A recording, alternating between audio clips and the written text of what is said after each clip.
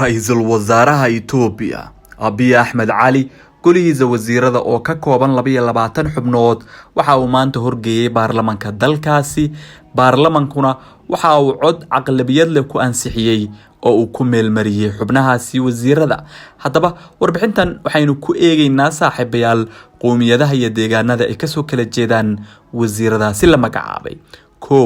Dhammaqe Makonnin ra'iisul wasaare ku-xigeenka ahna wasiirka arrimaha dibadda waxa uu kasoo jeedaa qoomiyadda Amxaarada. Axmed Shide wasiirka maaliyadda waxa uu kasoo jeedaa qoomiyadda Soomaalida. Balato Mola wasiirka curinta iyo tiknoolajiyadda waxa uu kasoo jeedaa qoomiyadda Amxaarada. Binalfi Andulum wasiirka nabadda waxa uu kasoo jeedaa qoomiyadda Amxaarada. Jaltu Sani wasiirka magaalooyinka iyo horumarinta aasaasiga Oromo. Umar Hussein wasiirka beeraha Oromo. Degmawit Mogaz wasiirka gaadiidka iyo saadka Amxaaro. Dr. Abraham Bali wasiirka gaashaandhigga Tigray. Dr. Birhanu Nega wasiirka waxbarashada Uraag. Dr. Ergoge Tasfaye wasiirka arrimaha haweenka iyo bulshada Hadiya.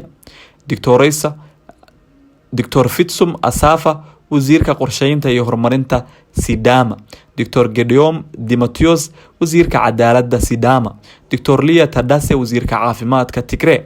Engineer Aisha Mohammed wasiirka waraabka iyo xoolo dhaqatada waxay kasoo jeedaa qoomiyadda Canfarta. Engineer Habtamu Ativa wasiirka biyaha iyo tamarta qoomiyadda Oromo. Gabra Masqal Jala wasiirka ganacsiga iyo isku xirka mandaqada waxa uu kasoo jeedaa qoomiyadda Walayta. Laaqa Eelawe wasiirka dakhliga Amxaaro. Malaku Alabel wasiirka warshadaha Amxaar.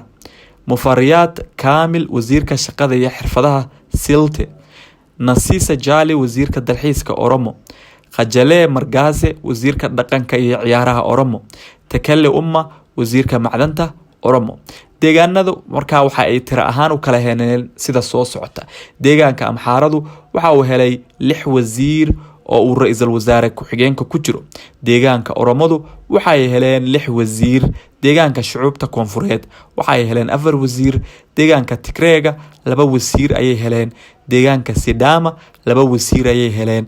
Deegaanka Soomaalida 1 wasiir halka deegaanka Cafartu iyaguna ay heleen 1 wasiir.